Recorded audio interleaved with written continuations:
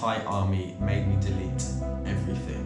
I'm going to tell you exactly what happened as I venture in to the most restricted place I have ever been to. The Emerald Triangle is a fascinating area where 3 countries, Thailand, Cambodia and Laos, meet.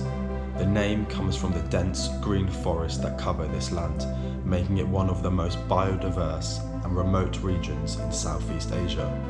My plan: to bike as far as I can, trek into the jungle and camp right where these 3 countries collide. But first, I'll be meeting a local park ranger. What is your name and where are you from? ฉันชื่อปานิสาอินตะแก้วนะคะมาจากจังหวัดศรีสะเกษเป็นเจ้าหน้าที่ที่อุทยานแห่งชาติภูจองนายอย What made you become a park ranger?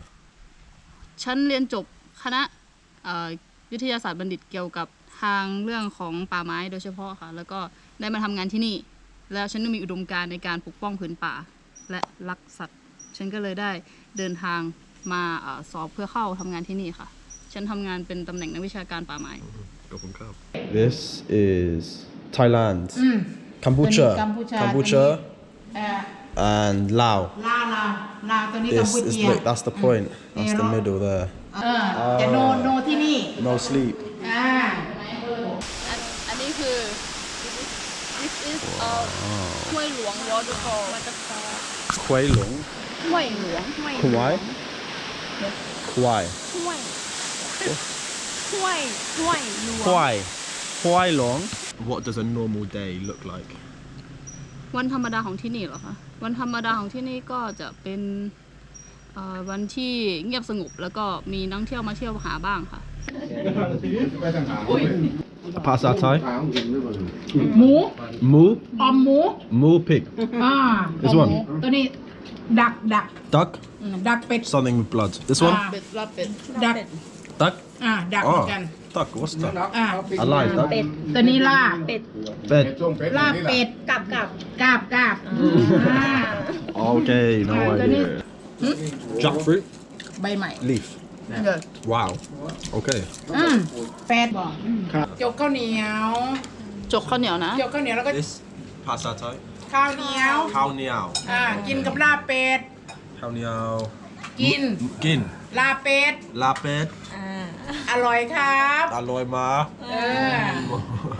หนักใบกับ หนักมากเนี่ยจะหนักเพราะว่ามาชวนพูด หนัก heavy Would you recommend camping in the middle of the Emerald Triangle สำหรับพื้นที่สามเหลี่ยมมรกตนะคะไม่สามารถให้ตั้งแคมป์หรือว่าไปกางเต็นท์ค้างแรมได้นะคะเพราะเป็นพื้นที่เสี่ยงเพราะมันจะติดตะเข็บชายแดน3จังหวัดนะคะสถานที่ตั้งแคมป์ที่แนะนำก็จะเป็นที่อุทยานแห่งชาติภูจองนายอยนะคะจะเป็นที่ตั้งที่นี่เลยค่ะที่แนะนำแล้วก็ปลอดภัยที่สุดค่ะแต่สามเหลี่ยมมรกตหรือว่าเนิน500ก็สามารถไปเที่ยวกันได้ในช่วงกลางวันนะคะก็จะมีเจ้าหน้าที่คอยดูแล Why do you think the Emerald Triangle is dangerous เพราะว่าพื้นที่ตรงนั้นเป็นพื้นที่ที่มีทุ่นระเบิดอยู่นะคะแล้วก็เป็นสถานที่ที่ยังไม่ได้เคลียร์ทุ่นระเบิดจนหมดนะคะอีกอย่างหนึ่งมันติดกับตะเข็บชายแดนซึ่งมันจะเป็นอันตรายต่อนักท่องเที่ยวที่เข้าไปกางเต็นท์หรือว่าไปแคมปิ้งได้ค่ะ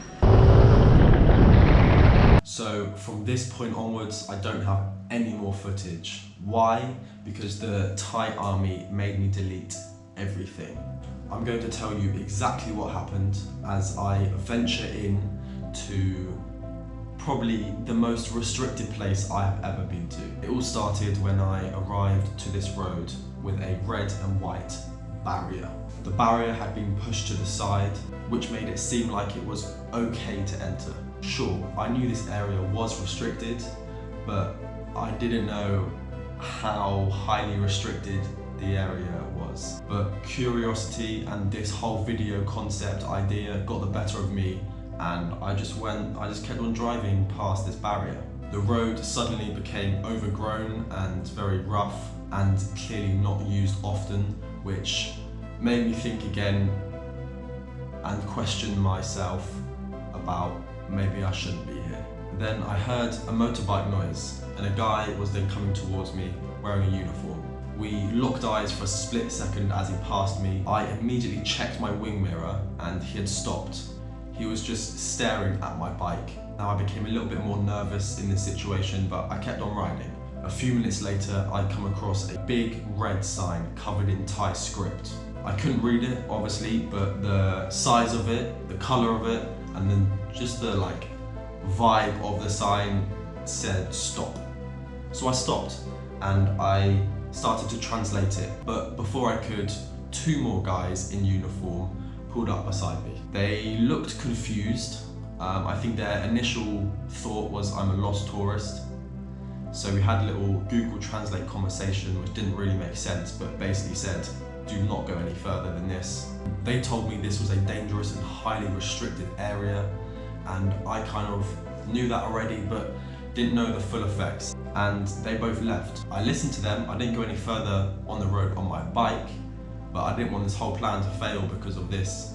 So I went back, I put my bike in a bush, covered it with leaves, and I started trekking into the jungle from this point. Now the plan anyway was to leave my bike in a bush and trek into the jungle, but now I've stopped about half a kilometre before I'm intended to, so all it means is more trekking in the jungle. So my main goal for this is to get as close to the tri-border point, which is the border point between Laos, Cambodia and Thailand. Now the jungle trek itself was super fun. I crossed a river which took about half an hour to cross a stream of 2 meters. But it was a fun experience and cool to capture on camera, not that I have it anymore. And I came across also a little house with a washing line and some clothes outside, which was really random because it was just in the middle of the jungle. It wasn't a house, it was more of a hut, but there were little paths around the hut that you could see, or you could tell that someone's been walking around here. I never met the person staying there, luckily, because I think he would be even more confused seeing a foreigner in this jungle. So after about 4 hours of hiking, the sun started to set and I found a little clearing and I set up camp. I pitched up my tent, I cooked some food and I fell asleep. I woke up and I had a realization the next morning of, I pray my bike is still there. So now with a new sense of urgency, I packed up my stuff, trekked back through the jungle. Now I get to the point of where my bike should be and there are 2 army officers just standing there. Now, they didn't look angry, but their presence was quite intimidating at the time, especially now I've just looked down to where my bike should be and there is no bike. I tried to explain to them that I was just camping in the night in the forest and I hadn't crossed from Cambodia into Thailand illegally, which is what they first thought. After some questions, one of them asked me to get on their bike and I didn't argue.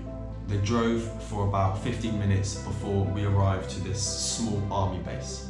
Outside there were soldiers with guns patrolling the area. It was here that the chief officer stepped out, a much more serious looking man who very quickly sat me down on a table.